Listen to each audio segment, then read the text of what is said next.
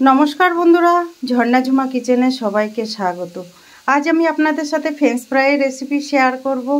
তো সিম্পলভাবে ফ্রেঞ্চ ফ্রাইটা তৈরি করব, একদম ক্রিস্পি ফ্রেঞ্চ ফ্রাই তৈরি হবে। তো আমি কিভাবে তৈরি করেছি চলেন সেটাই এখন আপনাদের সাথে শেয়ার করব। ফ্রেঞ্চ ফ্রাই সেজন্য দেখেন এখানে বড় সাইজের 3টে আলু নিয়ে নিয়েছি, আর আলুগুলো ধুয়ে আমি পরিষ্কার করে নিয়ে নিয়েছি। এখন আমি আলুগুলো একটু খোসা ছাড়িয়ে নেব।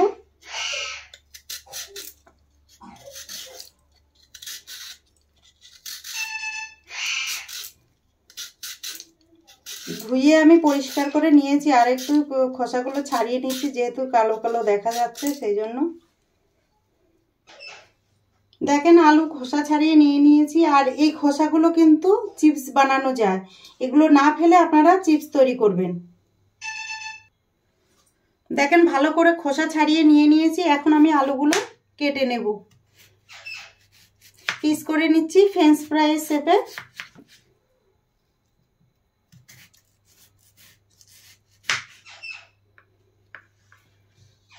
দেখেন এইরকম সাইজ করে কেটে নিচ্ছি।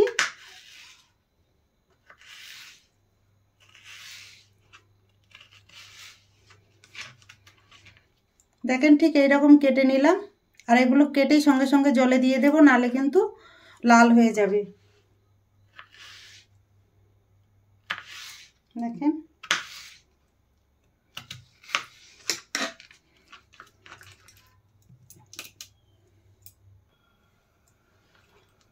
দেখেন সব আলুগুলো আমি কেটে নিয়ে নিয়েছি। আর আপনারা যখন ফ্রেঞ্চ ফ্রাই বানাবেন তখন কিন্তু আলুগুলো একটু লম্বা লম্বা নেওয়ার চেষ্টা করবেন, তাহলে কিন্তু ফ্রেঞ্চ ফ্রাইটা দেখতে কিন্তু খুব সুন্দর লাগে। দেখেন আমি আলুগুলো নিয়েছি লম্বা লম্বা, আর ঠিক কাটিংও এরকম লম্বা লম্বা করে করতে হবে।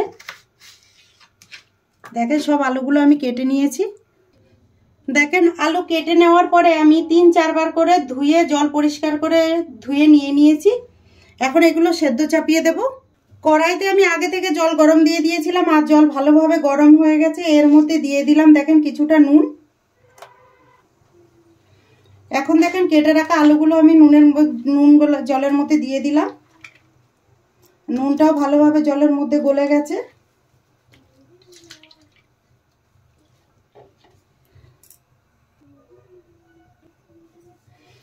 ভালো করে নেড়ে নেড়ে হালকা সেদ্ধ করে নেব, মানে কোনো রকম একটু ভাপিয়ে নামিয়ে নিতে হবে। একদম সেদ্ধ করলে কিন্তু আবার ভাজা যাবে না, ভেঙে যাবে।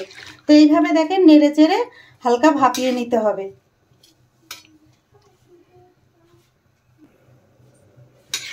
দেখেন আলুর কালার কিন্তু অনেকটাই চেঞ্জ হয়ে গেছে।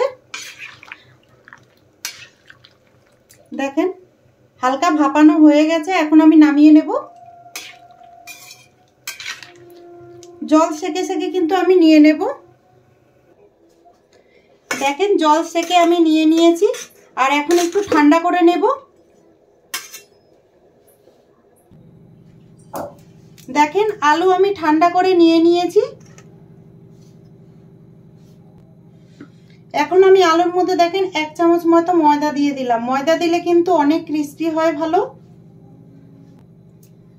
আর দিয়ে দিলাম 1 চামচ কর্নফ্লোর। এখন এগুলোকে মিশিয়ে নেব। দেখেন এইভাবে চামচ দিয়ে মেশাবেন, হাত দিয়ে মেশালে কিন্তু হাতে লেগে যাবে, আর আলু থেকে ছেড়ে যাবে সব ময়দা আর কর্নফ্লোর। দেখেন এইভাবে চামচ দিয়ে আবার এইভাবে নেড়ে নেড়েও আপনারা মেশাতে পারেন এইভাবে, তাহলে ভালোভাবে মিশে যাবে। দেখেন আমি খুব সুন্দর করে মিশিয়ে নিয়ে নিয়েছি। আর আপনারা এরকম কর্নফ্লাওয়ার আর ময়দা কিন্তু মাখিয়ে ফ্রোজেন করতে পারেন এর আলু। এইভাবে দেখেন কত সুন্দর মিশে গেছে। দেখেন দেখেন ভালোভাবে আমি মিশিয়ে নিয়ে নিয়েছি। এখন এইগুলো আমি ভেজে নেব।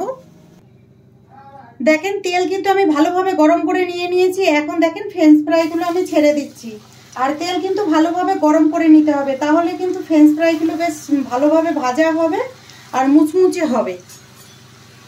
দেখেন এখন আমি অল্প অল্প করে ফ্রেঞ্চ ফ্রাই ভেজে নিচ্ছি, আর গ্যাসের ফ্লেমটা কিন্তু আমি হাইতে রেখেই করছি। দেখেন নেড়ে চেড়ে কিন্তু ভালো করে ভেজে নিতে হবে।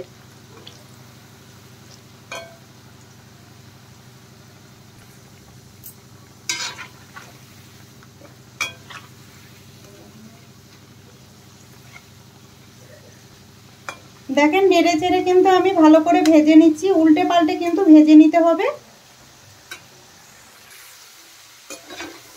দেখেন ফ্রেঞ্চ ফ্রাই কিন্তু ধীরে ধীরে কালার হতে শুরু করে দিয়েছে। আর আমি ময়দার কর্নফ্লোর দিয়েছি বলে দেখেন অতটা ক্রিস্পি দেখাচ্ছে। দেখেন কতটা ক্রিস্পি হয়েছে।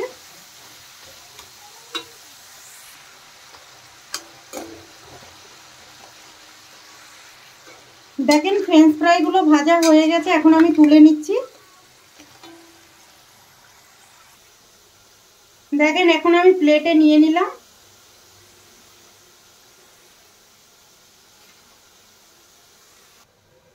এখন দেখেন ফ্রেঞ্চ ফ্রাইয়ের মধ্যে কিছুটা সিজনিং মশলা দিয়ে দিচ্ছি, অরিগানো দিয়ে দিলাম আমি।